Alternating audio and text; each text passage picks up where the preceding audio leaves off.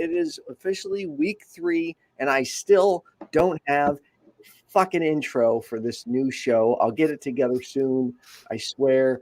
Hey everyone, welcome to AvT, a show where you get 2 perspectives on religion, politics, and current affairs. We currently have open lines. If you're interested in getting 2 of these unique perspectives, give us a call, 951-364-2430. But without further ado, I'd like to welcome your hosts for the evening, Richard Gilliver and Rick Lockhart. How you guys doing? Doing great. Well, I'm doing great. Richard's over there fighting, struggling at 2 o'clock in the morning. Yeah, I'm good. I'm looking forward to this. I've just met Rick for the first time as well, and he's a great guy. So we've been having some great fun backstage. So let's move it forward. Yeah, we've already decided. Richard's doing most of the talking, so I can get that wonderful accent of his and just be infatuated with. So I'm looking forward to it. for those, oh no, Rick definitely did not get offended by the F-bomb. Rick will drop an F-bomb or 2, as far as right. Absolutely. Sure as shit will. Oh, sorry. So for those who don't know, if you watched my Tuesday show, The Perspective, if you go back to the first episode ever, you will see Rick was on there. And I've just talked about this in the past. My original idea for The Perspective was to have an atheist and a theist co-hosting together, but then I ended up going the route of 2 atheists. Now we're back here, a year or 2 later, and I'm trying to get back to that. So, Rick is your Christian host / theist, and then Richard is your atheist host. So, what we do is we field audience questions, whether it be from the chat or if you want to call in. But to get this conversation started, I wanted to get your thoughts on the separation of religion and government. Rick, would you like to go first? Sure. I'll take that. So, there's this thing that I've had to grow up with in going to Catholic schools, predominantly for first grade up until graduating high school, and it's always been taught, right, that religion should be separate from government. I think in a country specifically like America, where you have this concept that's freedom of religion, then you really can't include religion in government. But unfortunately, we still tend to struggle with our Christian foundations of this country, that we can't really seem to separate it, right? So we still struggle as a country with having to navigate our Christian foundation as a founding of this country and separate it completely 100% from our government. And I think that unfortunately that leads to discord when you're trying to represent all the citizens of your country, specifically here in America. You can't represent everybody equally because you still have this Christian foundation in your beliefs and practices that still go on in your government routines, so on and so forth. I personally think, though, that if you're going to have a separation of church and state, as we say here, then practice that. That should be the case, and I do think that those 2 should be separate, especially when you're running a country, when you're in a country that's supposed to be equality for all religious beliefs or non-beliefs. So are you okay with taking down of all religious, to the 10 Commandments, any religious constructs from government buildings? Yeah, absolutely. Like, again, if that is our motto, right? That's our belief as a country, that we're a country of all people, all beliefs, all creeds, all we'll say ethnicities, but that's a conversation for In Black and White when that comes back up. But that's what we're supposed to be. So yeah, I think that there should not be a bearing of one specific religion in government places or facilities. Now, if in the event you do want to have a religious monument or a representation, I should say, then it should be every religious belief that that's known to any American citizen or non-belief, right? All of those things should be included in any of those representations in a government facility. Richard, what are your thoughts? It's very interesting to me that there's kind of so much infringement of the church in America when you're supposed to have separation of church and state or religion and government, or however you choose to phrase it. When in Britain, we're in a country that's intrinsically, our government is intrinsically linked with religion. You know, we have a state religion, the Church of England. You know, so, but we don't have it forced upon us. And, you know, considering that kind of, you know, the Queen's the head of the Church of England, every time you have any kind of royal wedding or anything, you've got it's intrinsically linked with kind of religious buildings. They're all performed in the Church of England buildings. We have it broadcast nationally on the BBC on the Sunday morning. You have kind of Sunday services, so it's on TV all the time, but nobody cares. No, it's like, so what? It's like we're a religious country. Yeah, let's move on with it. A lot of people in Britain aren't religious. A lot of people in Britain aren't bothered about religion, and it's generally not like thrust on you. It's in the fabric of the nation, and it's constantly in the background, but not in a forceful, offensive way. And it's really interesting to me that that's the case when over in the US, where you're supposed to have this separation, there's a real big problem with kind of religion forcing its way, trying to force its way, or certainly inspiring politicians and politics. If I can also too, Richard, because help us out with this. You know, first of all, if I remember correctly, the Church of England is Christian believing, correct? Yeah.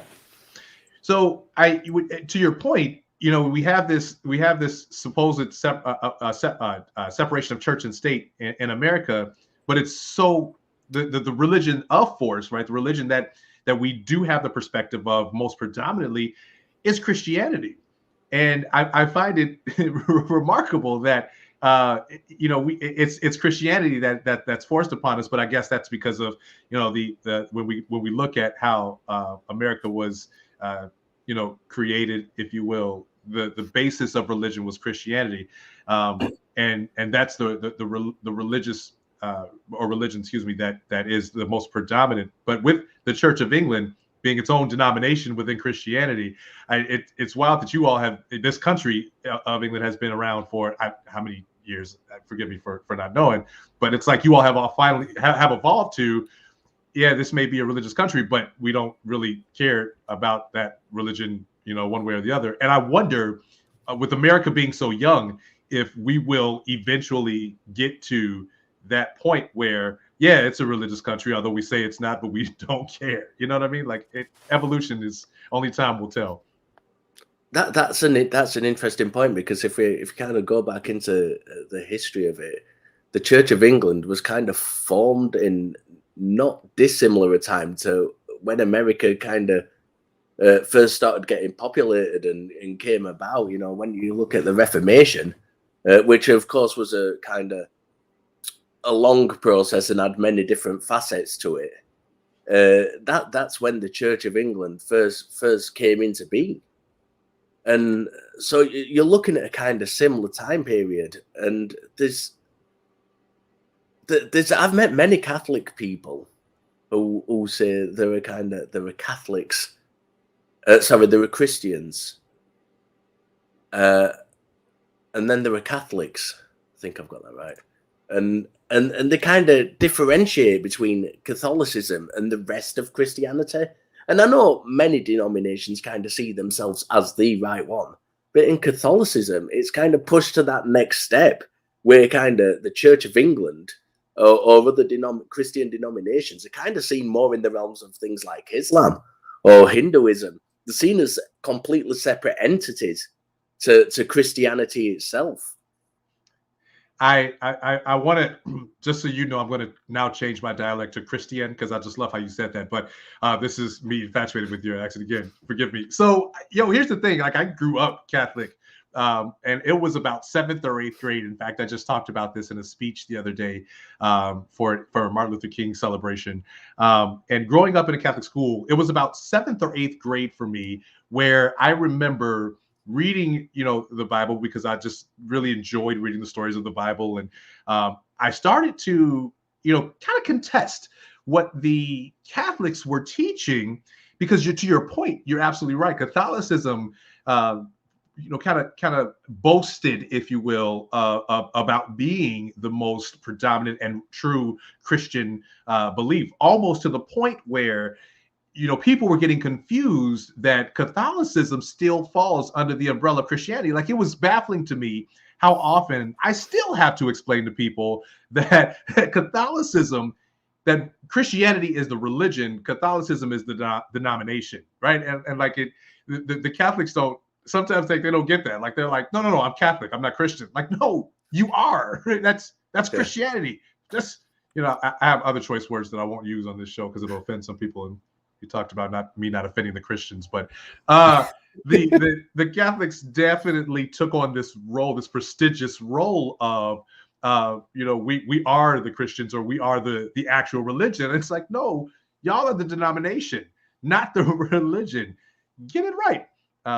So, and I think that was kind of the basis of where I started learning. My mother used to say, she would tell me in 7th grade, right, guys, in 7th grade, she's like, don't go to school teaching the nuns. They're there to teach you. And I'm like, but they're wrong. You know what I mean? So I guess as I think Ethan, you and I may have talked about it in the past, that might have been my introduction to skepticism, right? But with still a Christian undertone or overtone. Like, Right. Y'all are wrong. You all are teaching incorrect information. Like, this is not what the Bible actually says. Get out of here. What denomination are you now, if you don't mind me asking then?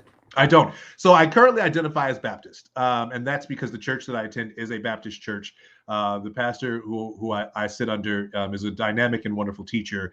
In fact, I met my fiance at this church. And it's although the Baptist denomination still has a long way to go, just like a lot of Christian denominations do, this particular individual, as a leader, as a teacher, and even as a preacher, his name is Pastor Jakes. I attend West Point Missionary Baptist Church here in Chicago, south side of Chicago, is probably one of the most effective and understanding individuals about what Christianity actually is, what our responsibilities as Christians are, and ultimately understanding that love is that foundation and the responsibility of what we do and what we are supposed to do as Christians. So I currently identify as Baptist because that is the church that I attend. If you were to ask, ultimately my practices, I guess it would be more so kind of a non-denominational, which I remember when non-denominational Christianity was exploding on the scene back in the late 90s, so much so that I started saying, you all are becoming an actual denomination. You know that, right? Like, it was just people walking around saying, no, I'm non-denominational. I go to a non-denominational church. And I'm like, yeah, you're starting to sound like a denomination, just so you know. Be cautious. Which is interesting because when I've come across kind of non-denominational identifying people, in Britain at least, I can't speak for America, it tends to be a very wide spectrum of anything from like super liberal to kind of really hardcore Bible foundationalists, and and everything in between. So I always took it as and I don't mean this offensively, but I always took it as a kind of a way just to say, I don't quite fit in with kind of the mainstream denominations. So it's a way of kind of interpreting the teachings in respect to the way I kind of live my life.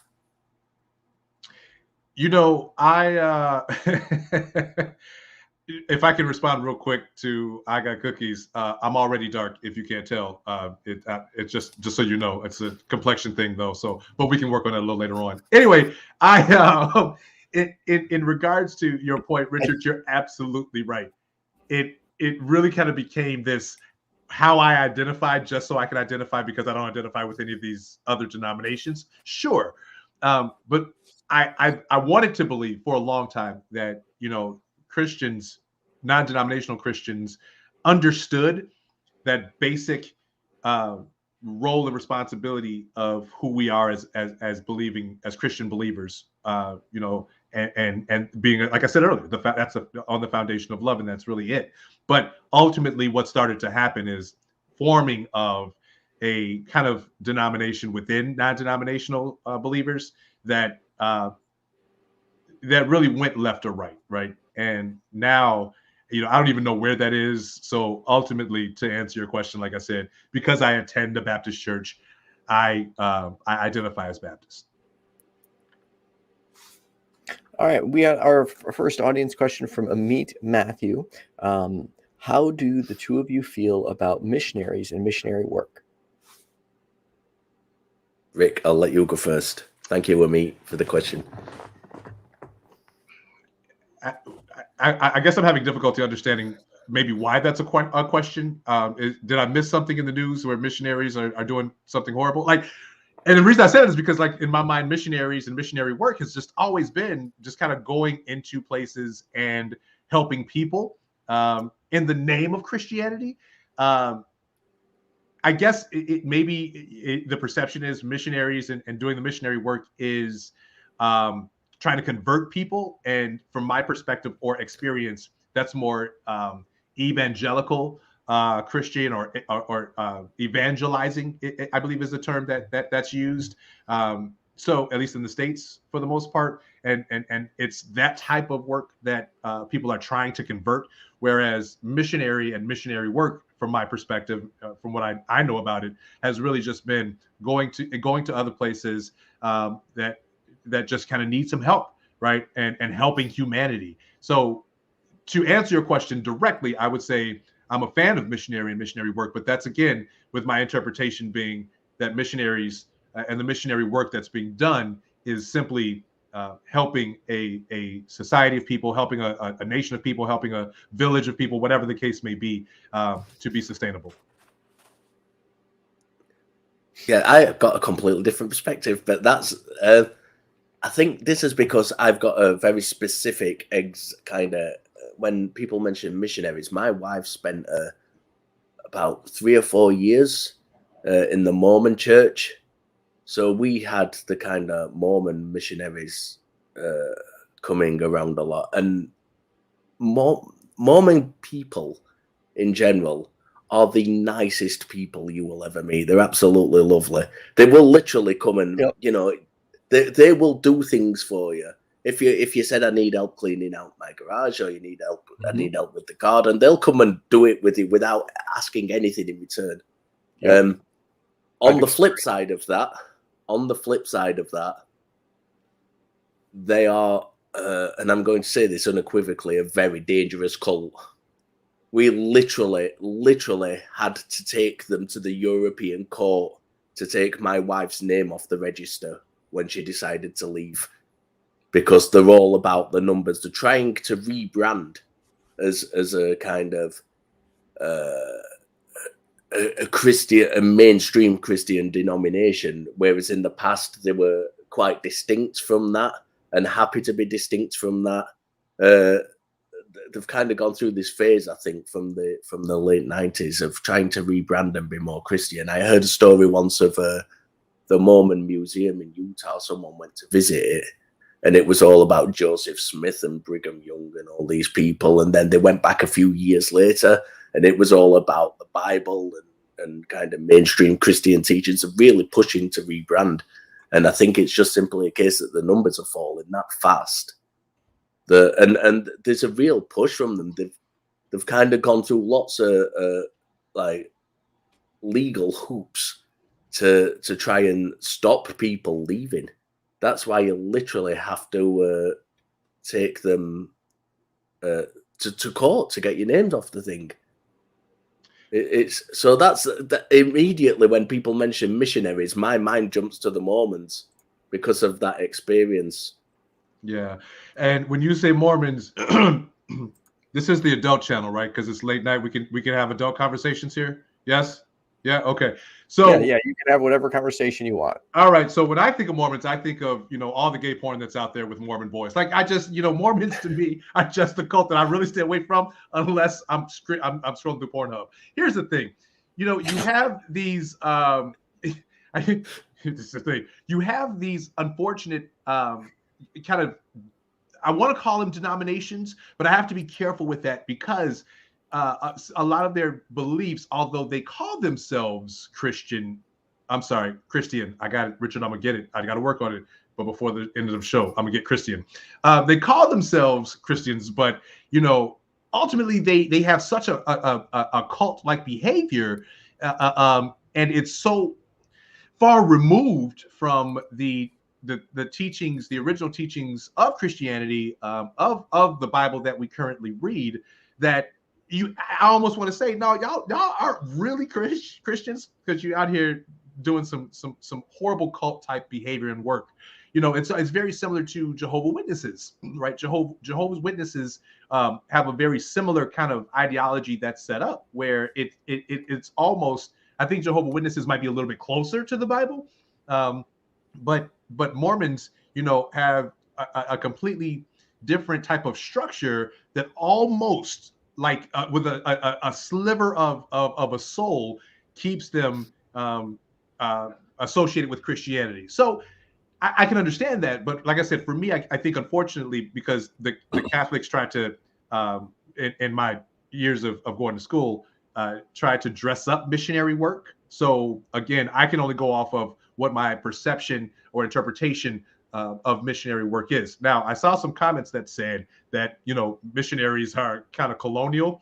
That may be in the States. We haven't experienced missionary work here in my lifetime where, you had missionaries from other countries coming over, to colonize our country. So I don't know what that looks like outside of the borders of America, and that's ignorance on my part. I haven't been exposed to what that environment is for other places. Dave, thanks for the $10 super chat. Thank you for these conversations, YFNA. That's really nice of you. Richard, did you have any follow-up on that? No, I to be honest, I just want to address a couple of things in the chat that I've seen. One person said something about Catholicism being the only denomination of Christianity for however long that they mentioned. That's not actually true, because since the beginning, this has been the Eastern Church as well. The Eastern Church and the Catholic Church were the first two denominations, and they've both been going consecutively since kind of the Bible was put together. And also someone said, so is Britain secular? Yeah. Sorry, no, it's not. It's intrinsically lined with the Church of England. Because the Queen is the head of state and like the most sovereign direction, and the head of the church, connection to head of state, head of church, and like the most sovereign connection to God, essentially, right? Yeah.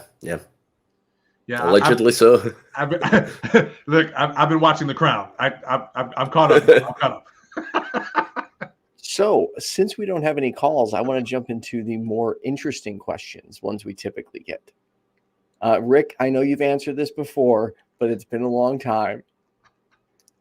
Why do you believe in God, Rick? So, for those of you who may be watching and are inquisitive about this, just so you know, Ethan has been trying for years. And I do applaud his efforts. So, to answer your question, I continue to, because of you, Ethan, I'll tell you this, I continue to explore this question quite often, actually. And I appreciate your valiant efforts, because it does continue to help me reaffirm my faith and belief in God. So here's the thing. I believe in God initially because that's what I was raised to believe. It took and it takes things that happen in my life that I attribute to my faith and belief in God that continue to drive that faith and belief in God. So there are spiritual beliefs that I personally just associate with my Christian upbringing, my Christian faith and Christian belief that continue to help me in the direction of my life, right? I believe that there is a God who has, assisted.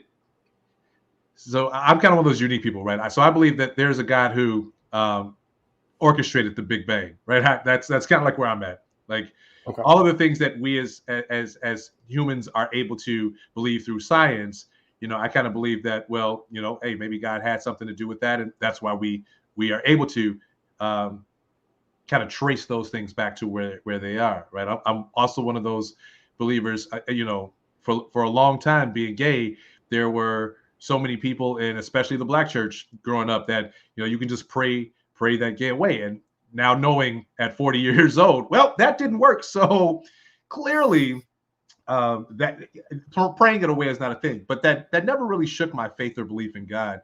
It just told me that human beings are dumb.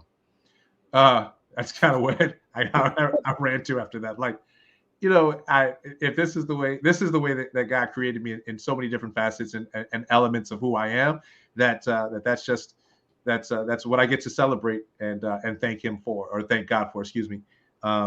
So that really kind of sums up my belief in God. It's not just this intrinsic kind of being in the heavens, but more so the explanation of things that sometimes we can't explain, and having that faith in that part of what I can't explain that sustains me. Richard. I don't believe in God. I should say Richard doesn't. Well, I know that. Do you have any? But I knew he was going to take that opportunity to just run with it. I knew it. I wasn't going to let that go. No, not a chance. If someone opens a door for you, you walk through it. I don't identify very much. That makes no sense. I don't really identify as an atheist unless it comes to conversations like this. I consider myself more of a skeptic, and ever since kind of I'm 14 years old, which you're talking 30 years ago now. I've been interested in talking to people. I kind of did the street epistemology thing before it was a thing, and because there was no internet, so that was the only way you could speak to people. And if people would had beliefs in ghosts or kind of alien visitors to Earth or God, I'd want to go and talk to them and find out why they had those kind of things. Before I knew what skepticism was, I was kind of doing skepticism. And I've always been interested in those things, by the way. It's not something I've always been opposed to. And so, like, growing up in kind of the early 80s with all the movies that came out, E.T. and all that thing, it's in the culture. It's in the culture, like all these supernatural things, all the ghost films and everything. So you're aware of stuff. It's not like you come along and there's no awareness, and then all of a sudden you're exposed to these ideas. I remember the original Ghostbusters movie. It's ingrained in the culture, and so I was always interested in why people would kind of take that extra step between. We have this shared reality. We can all agree that, me and Rick can now, I'm sure we agree that we're talking to each other, that each of us exist. We're talking to each other via means of the internet in these two different countries that we both accept exists on this planet, that we accept exists. We have a shared reality. And then you have these kind of things that are stacked on top of that shared reality, these claims. And the reason I don't believe is because I don't see any good evidence that these extra claims are anything other than just that. I've been interested in religion for a long time, and I don't just look at Christianity. I've got a unique perspective because I've been heavily involved in Buddhism. I've been heavily involved in Islam, like studying, not practicing any of them, but studying them, Christianity. So I've kind of, to me, I just see these different claims that are all saying the same thing. They're all saying pretty much the same thing, but they're saying we're right, these other guys aren't. We're right, these other guys aren't. We're right, these other guys aren't. And there's nothing to differentiate that. There's nothing that comes out to differentiate, well, this is a Christian belief, this is an Islamic belief. Or you've just got this kind of this shared reality and then a claim stacked upon it. And that's why I don't kind of believe in God or anything, because I don't see, I can't see anything making me want to take that extra step. It seems to, and I'm going to piggyback on what Rick said here, it just seems to be a matter of faith. And whereas religious people might see that as a good thing, I see that as just accepting something without convincing evidence that it's true.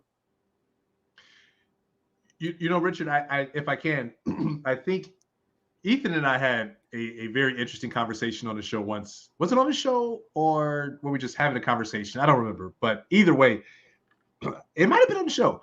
But it was, I think he asked the question, with him being the person that he is, something along the lines, and I'm paraphrasing. Ethan, help me out if I misparaphrase this.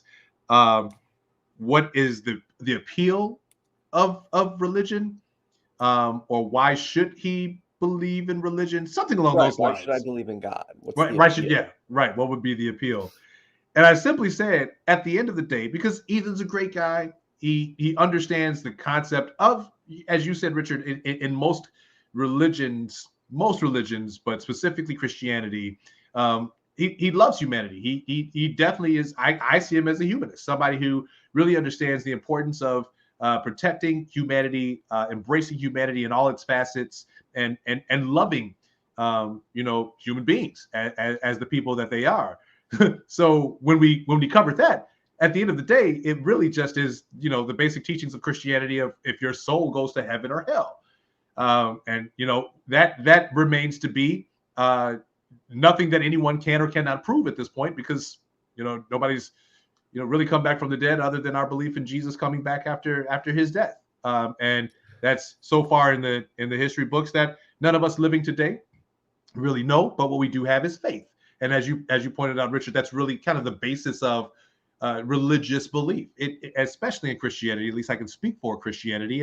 It's about faith. So what I resolve is, I would much rather have faith in this belief and it not be the case than to not have that faith in this belief and there actually be, something that becomes the eternity of where I end up. And I think that's kind of the basis for me of when I have to explain my belief in God to skeptics, atheists, and the like. Ultimately, at the end of the day, I don't necessarily know what happens after we die. But what I do know is, for me, there are things that, great and bad things that happen in life that, if it's unexplainable, even if it is explainable, I associate that with the faith that I have in the God that I've been taught to believe in, and the religion that I choose to model my life after. You've just thrown me so many carrots to follow. It's untrue. I don't even know where to go, because there's so many things I want to kind of pick up and ask you on that. How do you know that? And I'm sure you've had this many, many times, so forgive me, but how do you know that you've chosen the right one? You said for you it was a case of doing it or having an eternity of being wrong. But what happens if you go into the Muslim hell? Or what happens if you're going to be reborn in the hell realms of Buddhism, and you've just chosen the wrong one to have faith in? Yeah, that So here's the end all to that question, Richard. All of our religions essentially say love humanity, right? All of our religions really have these guidelines to loving each other and treating each other with this kind of fairness. What happens is, in most religions, if not in most of the three major religions, there has been this evolution of rules that you typically have to kind of follow to be characterized within that particular religion. But ultimately, all of them have the same or very similar guidelines or basis of. Christianity is the only one that specifically says, you know, you really kind of have to believe in Jesus, at least from what I've been taught.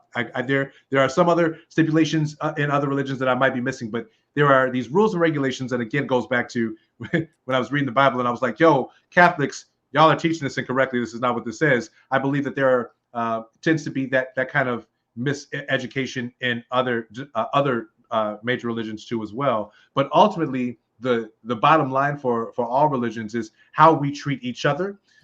So going back to the point that I made about, you know, kind of Ethan's perspective and how he lives life from how much I've known and been able to engage with him, is that treating human beings decently and with love and with care and compassion and empathy tends to be the basis of how to transition into, you know, this afterlife with Christianity, because that specifically says believing in Jesus, you know, who made the ultimate sacrifice of his life, because, you know, these other rules of Judaism that had to be followed.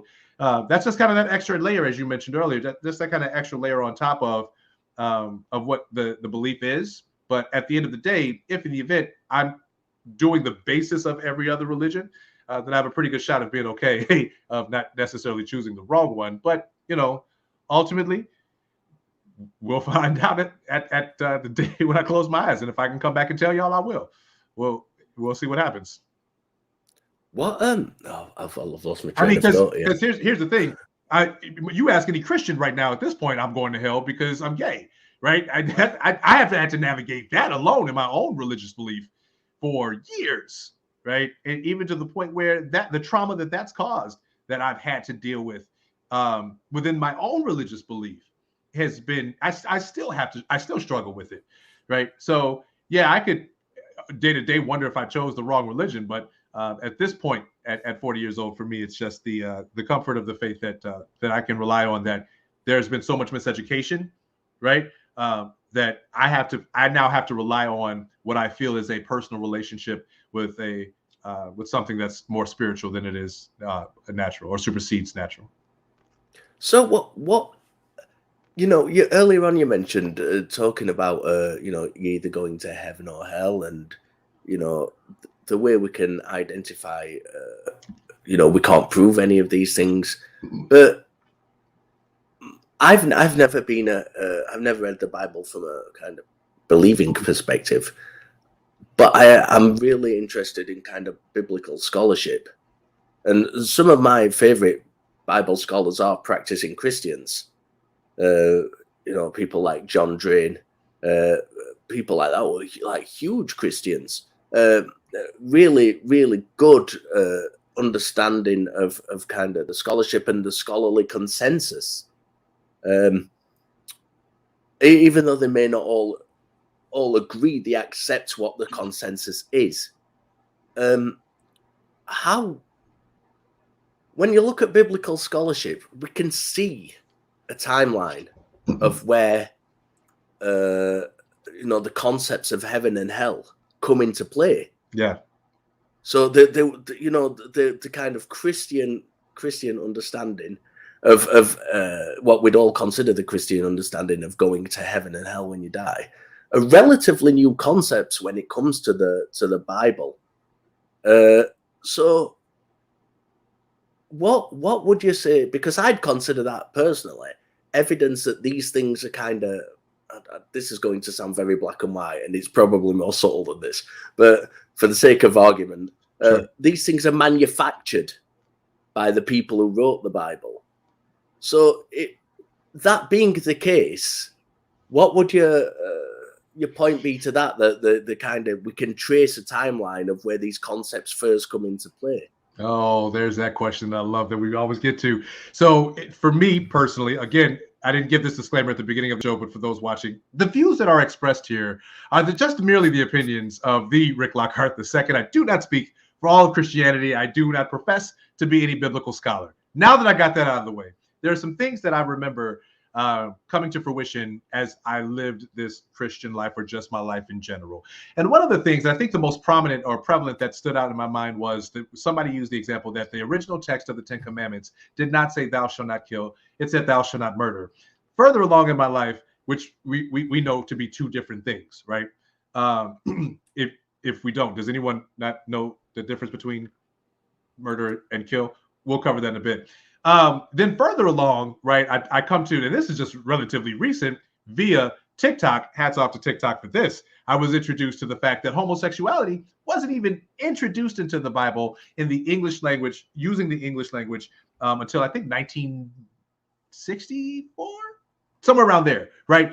So then now I have to resolve that, oh, so y'all just out here rewriting words to fit your narratives. Oh, okay. But that was also something that I learned originally when, like I said, when I was in 7th grade. The Catholics are teaching something that the Bible is not saying, right? They're teaching something that is not necessarily completely different, but varies from what's written in Scripture. So to your point, to your question, I should say, for me, when it comes to the Bible, you know, a lot of the stories that are in there are great ways to kind of model your faith, or help model your faith. But at the end of the day, your faith shouldn't be based on, again, from my perspective, just on what's written, because of the point that you proved that there have been so many translations, omissions of scriptures, and original text, that right now it's very difficult to even decipher what the original instructions, or as some people call it, the basic instructions before leaving Earth, right? What that originality, what the original text was, what the original intent was, so on and so forth. So what we have today is left with, as they used to say in hip hop, chopped and screwed version of what we're supposed to be living by. So I don't necessarily base my faith and my beliefs on everything that's in the Bible. So much so that when we talk about a heaven or hell, I didn't say necessarily that, you know, we're going to end up in a heaven or hell, but I do believe right now in my Christian faith that once we do close our eyes and have to spend eternity somewhere, what I do know as a concept of heaven or hell is the absence of love. What a fucked up way to live. What a fucked up way to have to spend an eternity, with the lack of love, with the lack of, you know, what we know as humans, of being loved, or loving, right? That joy that we get from loving someone, or having someone love us. The absence of that is what hell is. And the heaven is, you know, being embraced and surrounded by love. So that to me is sufficient enough to say, well, I'll try this one out, and that's what I'll go with, because at the end of the day, I just think that makes the most sense for what I believe. Okay, Richard, thank you. Do you want to get to calls, or do you have a follow-up? No, if we've got calls, let's go to calls. This is amazing, by the way. I noticed someone in the chat said, "Forget the calls. Let's do this conversation." Yeah, I saw some people that wanted to call in too. I saw something about politics in America, so this should be fun. Well, our first call is going to be Jen, her from Iowa, wants to talk about growing Christian nationalism and potential for civil war in the U.S. Jen, you are on with Richard and Rick Lockhart. How are you? Good. How are you guys? Hey, Jen. Doing well. Thank you. How are you? Hey, doing good. Good. Well, the other day I was reading a CNN article, and so this wasn't some just random weird fake news article off Facebook. This was actually from CNN, and they were saying how Christian nationalism is becoming such a thing that they're predicting a possible civil war breakout, and that perhaps if Trump does win again, that our democracy might fail, and by the year 2030 we might be under a fascist government.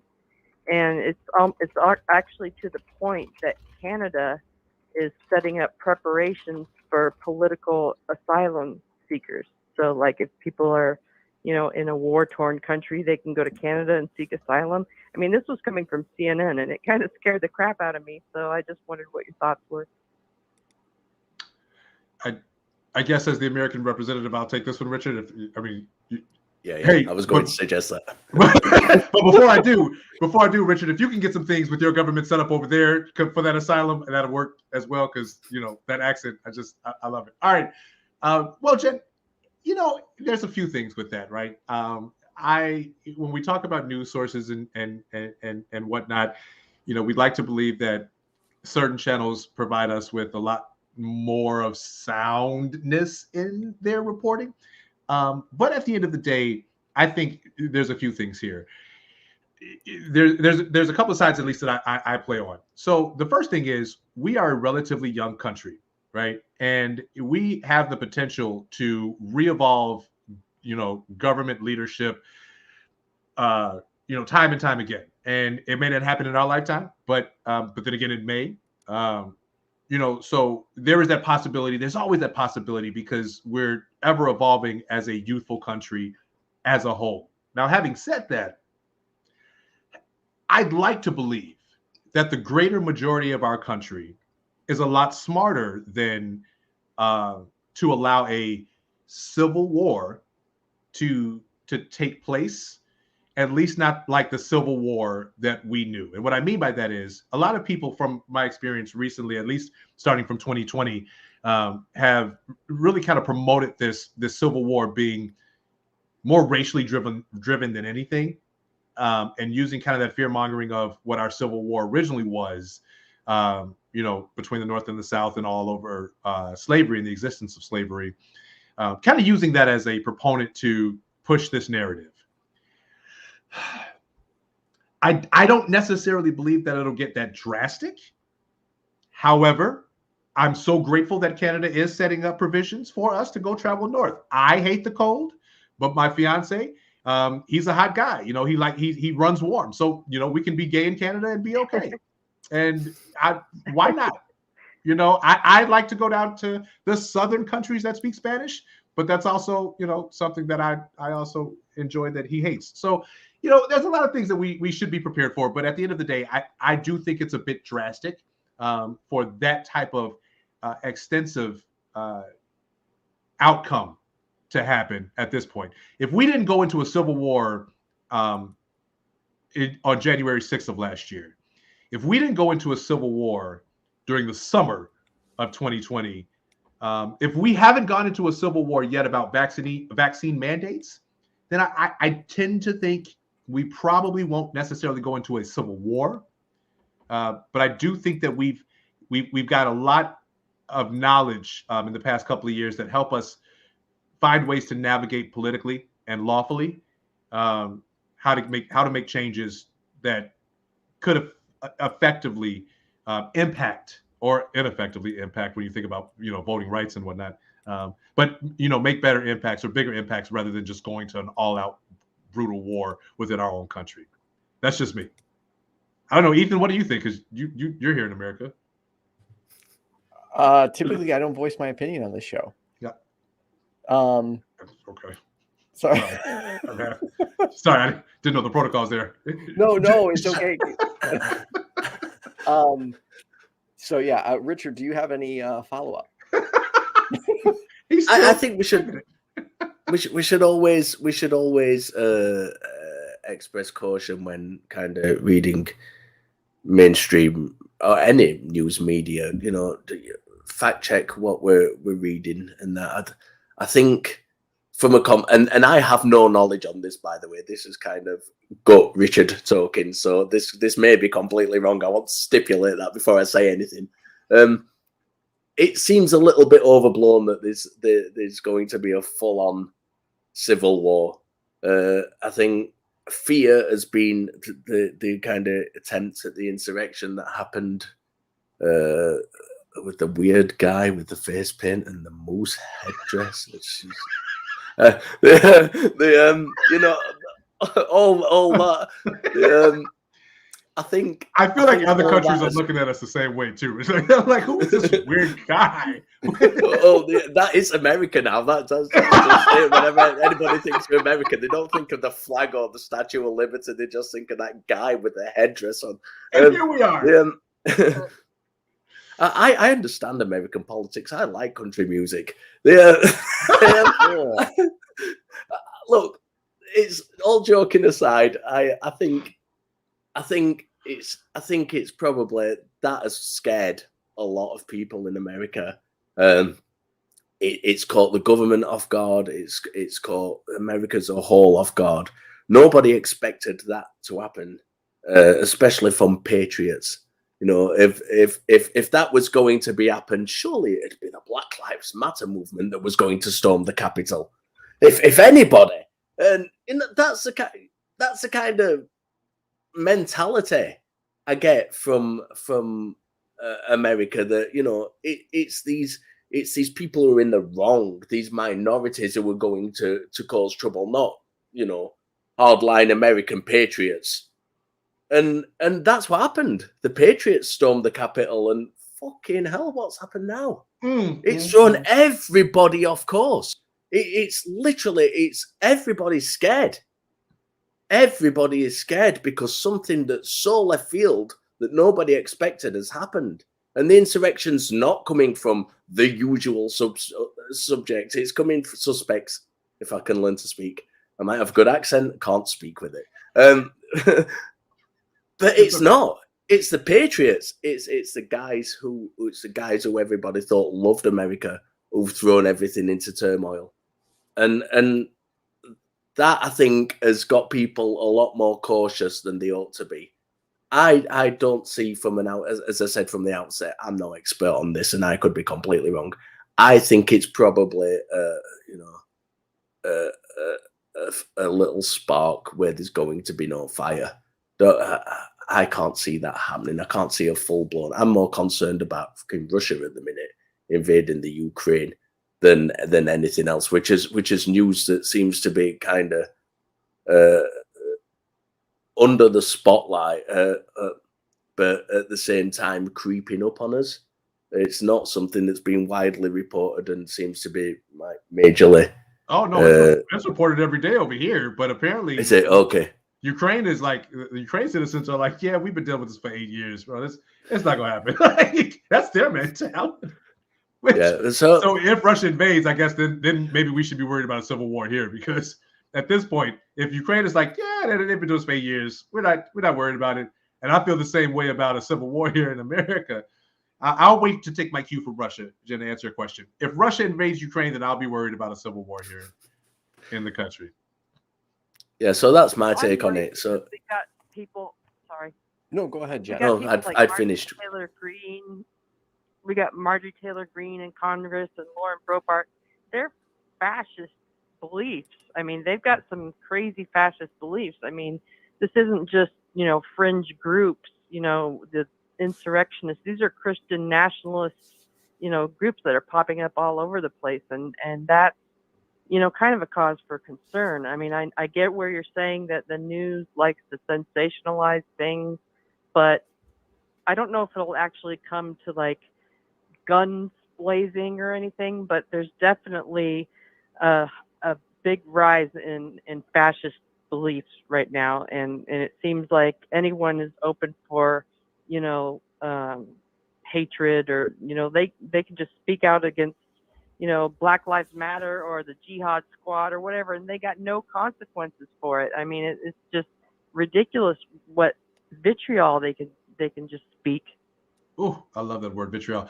Hey, Jen, if I can real quick, because, you know, you actually bring up a very good point, and I hate that you didn't lead with this, because this is an absolutely, especially for this show, this is a really great point to highlight, that we are facing a group of, not even just a group, right? As we talked about earlier in the show, the separation of church and state that we don't really acknowledge here in this country.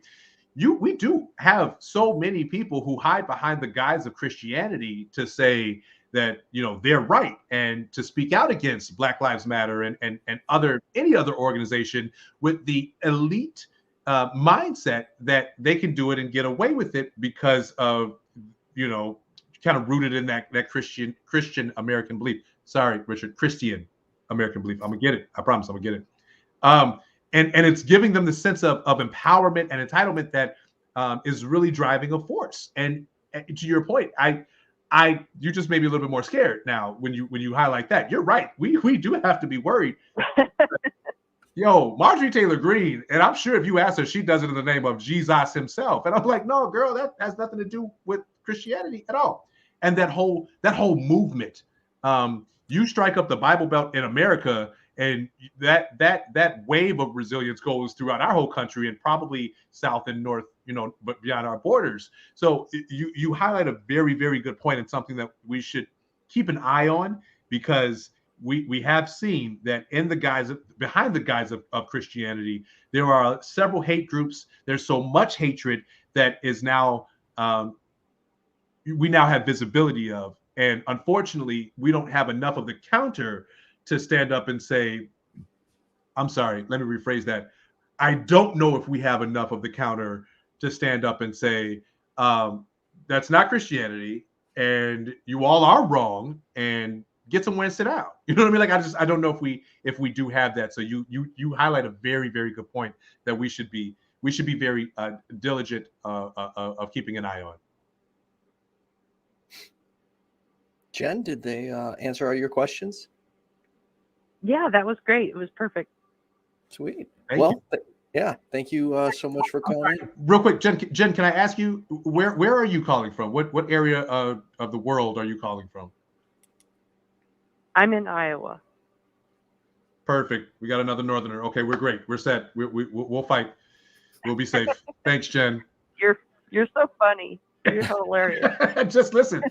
I need to get all the people around me that I can. Being gay, black, and Christian, I need to get a whole army together. Thank you so much, Jen. Thanks, Jen. Thank you. All right. Bye-bye. All right. Before we get to our next caller, do you have any final thoughts? Either of you. On that call? Yeah. Bruh, she got me scared. I was good at first, but then when she brought up that point, the Christians in America, because I mean, look at the KKK, right? They acted in the mindset that Christianity was the way to go and black people were horrible and they needed to be lynched, right? There is so much in our country, especially in certain areas of our country, that hide behind that guise and take that, and we've seen it in several religions, right? I'm not going to just say it's just Christianity, because you have extremists in several different religions that we've seen time and time again too. But being someone who identifies as Christian, right? These people that are misrepresenting my religion, I have a problem with. That's like, they set tripping is what we say on the west side of Chicago. That's a gang thing for those of you all that don't know. I don't affiliate with the gang though. I just know that their lingo is set tripping. Just throw that out there. I'm Christian. I don't do gang banging. Just so people know, I don't represent anybody. Thanks for clarifying. Listen, you have to give these disclaimers, you see. All right, we're going to get to our next caller, friend of the show, Ameet, wants to know how you know you're supporting the right church. Ameet, you are on with Rick and Richard. How are you? Hi, Rick. Hi, Richard. And hi, Ethan. What's up, dude? Hi, Ameet. Hey. I'm assuming this is a question for Rick and not me. Why do you assume that, Richard? There could be. I'm sorry. Go ahead. Richard, if you can contribute, I'd be happy to hear what you have to say. But yes, I am leaning towards getting Rick's input on this. I'm signing autographs after this show. Go ahead. Yep, Rick. So, what do you got for us? Oh, yes. So I live in New York, right? And New York is a fairly liberal place. And I was walking through a neighborhood in New York called Williamsburg, in Brooklyn, called Williamsburg, which is an even more progressive place than the average neighborhood in New York. And I was walking past a church there, and that church had a website. I like to open up websites, and I looked up the statement of faith on the church, and I found some pretty homophobic things up there, and some purity culture type stuff up there. And I know that, Rick, you seem to be a very progressive Christian. I know that a lot of the people going to that church are likely not aware that the church supports things like this. And maybe they would prefer to go to a church that does. How do you think, how do you think Christians should find out about what their church believes and whether their values align with their church's values? Do you think that's even important? Wow. Ameet, first off, let me congratulate you for living in the best city in the country. That's just my opinion. I just want to throw that out there because I lived in Washington Heights for almost a year, and I think New York's great. Yeah. I was able to come out and just be gay, and it was okay. Nobody cared. Nobody gave a shit. Like we're in Chicago, we were very still segregated. So let me just say, I can appreciate your comfortability walking up and down the streets of New York. Like, hey, this is great. And then you happen to be in Brooklyn, in Williamsburg specifically, as you mentioned, which is a lot more progressive too. Like, right, we're still continuing on, and then bam, you run across this church. Like, where is this homophobic shit I have to read? So here's what I personally think is a great move. As I mentioned before in our discussion, I think it's, first off, it's important to kind of ask questions, right?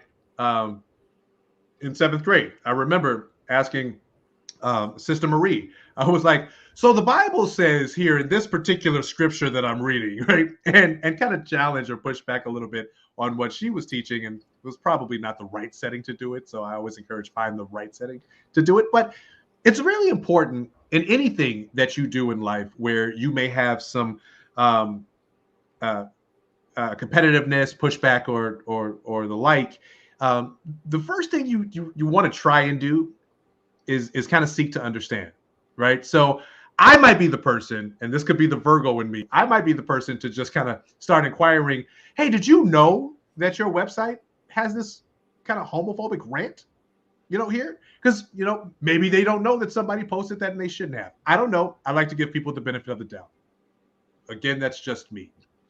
At the end of the day, though, Ameet, I think it does definitely come down to you being in a place that is not only going to be comfortable for you, but supportive in your growth as a person and as a human being. And if you are in an environment that's dangerous, that's triggering or traumatizing, that is demeaning, in any regard, I'll tell you in my very good Christian text language, get the fuck out. It's true. It's written in the Bible somewhere, I'm sure. It's in the original text, right? Here's the thing. I have such a difficult time wrapping my head around, as we just talked to Jen, or the other caller, about people who hide their hatred behind the guise of Christianity, right? There's a basis of what this religion, what our responsibility is, and it's all grounded in love. So to have hatred posts, right, that can really cause somebody to take their own life, it's ridiculous for me to be a part of that. So I wouldn't advise anybody else. But I definitely do think that it's very important, and working in restaurant management has taught me, or even hospitality has taught me a lot about how to navigate, those kind of situations, those engagements. But ultimately, my first movement, my first response is to kind of seek to understand before I make my next move. It's kind of like playing chess, right? If I'm moving my pawn, I want to know which, rook may move, which knight I might have to move later on down the line. But I can't do that until I see what you plan on doing. So I have to ask questions first. I have to get an understanding of why this is posted on your website. Do you know it's posted on your website? And if I feel so inclined to go a little bit further, to exploit that that offensive and demeaning and hurtful kind of perspective of that organization or that church, then I might navigate it a little bit further with its leaders. But at the end of the day, I wouldn't suggest anyone stay anywhere that is inflicting that type of harm on them as a person or a human being. So get out. Mm-hmm. Like the movie, Run. It was a great movie. It was a great movie. It is a very good movie. They had a different ending initially. I heard. I did see that. Richard, did you have any thoughts on what Rick said? Not particular. The thing is, all religions, every religion going has interpretations thereof within it and without it. And I think if you're a religious person, you have to, and I've no problem with religious people doing this. Is, you know, everybody has to find their own path. I've got suggestions on how best to do that, but everybody has to find their own path. And I think you're going to have to reconcile certain things within yourself from those religious texts or the communities that you belong to, because of course we must remember that, you know, in our community we talk a lot about the Bible, but not all Christians read the Bible. A lot of people who are believers take their instruction and their guidance directly from the pulpit. They're relying on someone else's interpretation. I think it's entirely fair to say that you as an individual, if you're a believing individual, have to reconcile within yourself what your internal kind of morality against what you hear and what you're reading or what you're hearing from the pulpit. And that's for an individual to do. And I can't speak on Rick's experience. I can't speak on a Muslim's experience. I can't speak on a Hindu's experience from within their own faith and their own culture. I can't do that. All I can do is look from the outside. And I think, you know, if you're a believer and you're going to a church like this and you're seeing this stuff, if those things don't sit right with you, then yeah, I would say it's your duty, but as a bare minimum, it's up to you to reconcile that within yourself, whether that's taking a serious look at it or making an excuse of it. But don't ignore it. Don't ignore that there's an inconsistency there. Ameet, does that answer your question? It does. Follow up for Richard, actually. Richard, you know I'm an atheist. What should my role be here? What would you do as an atheist in this situation? I don't know. I think it depends on. I'm not a confrontational, although some Christians may tell you otherwise. I'm not a confrontational person. Some of the callers, if you talk to a Tangelo who called into the perspective that time when I was on, I think you might have a different interpretation. I'm not confrontational in general. I accept that people believe what they believe, and I'm happy to have a good, friendly conversation with them. I'm not the sort of. I've got a personal rule where if somebody comes to me preaching at me, then they're going to have both barrels. If they're just going about the day practicing the religion, I'm not going to turn up to a church and start saying you're wrong because of this, this, and this. That's not me. I regularly visit Buddhist temples. I regularly visit mosques. I regularly visit Christian churches as a guest. So I'm not going to turn up there and start, firing off at people, telling them that they're wrong. If people want those conversations, I'm more than happy to have them. I think if you're in contact with somebody who's going to that church or potentially going to that church, and these conversations come up, then that is the platform I'd take to say, well, look at this, look at what it's saying. What is your opinion on that? And start a conversation. I certainly wouldn't go in all guns blazing into the church or onto the website shooting them down. That's not something I do. Other people will have a very different opinion on that. But hey, Richard, can I jump in just real quick? We have a gun problem here in America, so let's not use the guns blazing. We're trying to get away from the shooting. Apologies. I'm just saying we're trying to navigate. No. We don't. We I know nowhere else in the world has a gun problem like America does, so we can't use that analogy. No. That was my sensitivity. Sorry about that. Yeah. Speaking of thank which, you for pointing it out. I highly recommend checking out, if you don't watch it, every Monday night before AvT is That GD Show. It's on Dave Warnock's channel. Genevieve and Genevieve and Dave. Anyways, the earlier episode was called The Anatomy of the School Shooter, and the guest they had on's father was a school shooter. It was a wild conversation. Was that today? So I highly recommend, if you have the time, to going over to his podcast, his YouTube channel, and checking that out. Definitely. Ameet, did you have any follow-up? No, good to hear different perspectives. From just as my thing, from my perspective, I encourage all Christians who go to churches here to look up their church's statements of belief. And if they see something there that doesn't line up with their values, to work with the other folks in their congregation who do believe similarly to get that changed. Just my approach to it. But yeah.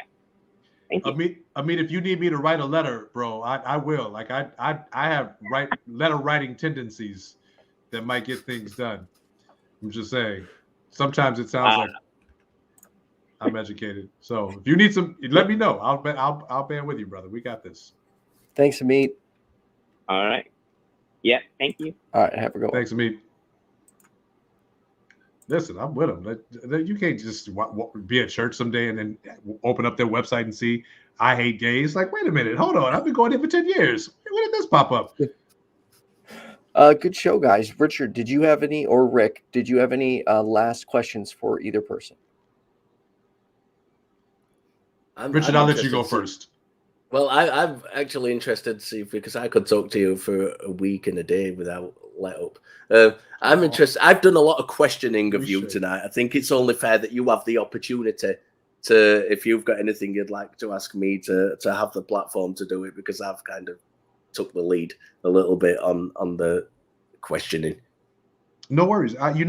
First off, let me say that I've thoroughly enjoyed having this conversation with you, and I'm so appreciative to, first of all, second of all, to be back in the graces of YFNA News. Hell yeah. I mean, YFNA, excuse me. This is YFNA, not YFNA News. Not YFNA News. That's old school. Yeah, right. YFNA. But so for those who don't know what Rick's referring to, Rick, myself, and Cynthia had a channel called YFNA News.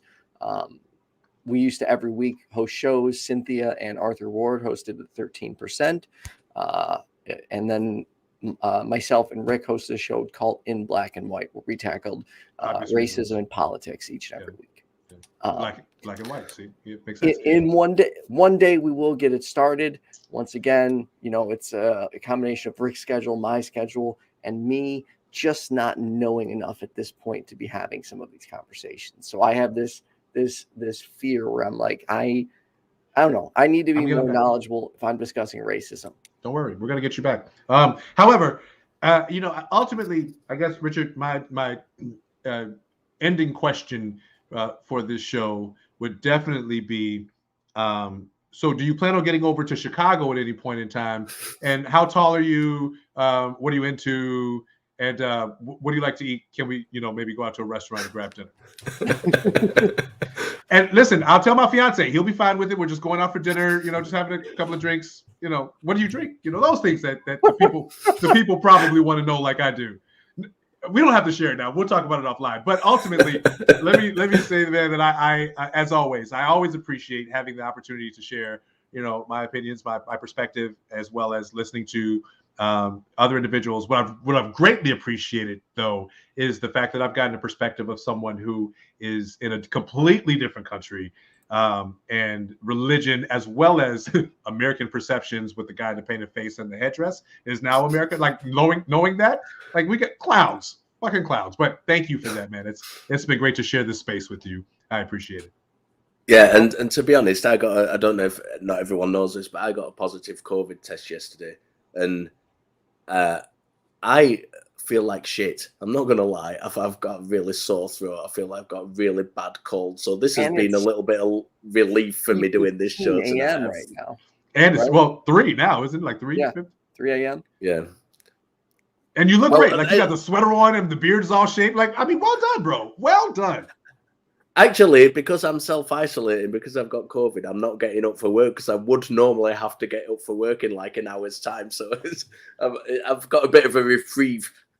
Hey, well, you definitely did, like, if I remember correctly, when COVID first jumped on the scene and people had to report from home, they had the bookshelf and whatnot behind them. I'm gonna step my game up eventually, but between you and Ethan, I need to do better because Ethan's got this wonderful blue and black going on behind him that just, we It all looks know good, doesn't it? we know Ethan's sexy, you know what I mean? But you got your bookcase behind you, and I'm just over here like I got this blue shirt, so I'm gonna do better by the time I get on another. Do better. I'm sorry, man. I have to take these jabs when I can. Awesome. Well, if you want to see more from either of these two, the links are in the description of the videos. Next week, we'll be back with another episode of AvT where we'll have Dave Warnock on and Craig Reed. As always, tomorrow night is The Perspective with hosts Genevieve and Brainbug. That begins at 7 p.m. Central. I'd like to thank the top tier patrons of this channel: Cindy Plaza, Left, Right, Left, Ryan Hammond, Kenneth Leonard, Skye, Secular Rarity, Philip Leitch, Richard Gilliver, _Atheism, Ameet, Mathew, Ray Sylvester. Thank you so much for your patronage. And Richard, Rick, both thanks for doing this. Thank you. Good night, everyone. Thank you.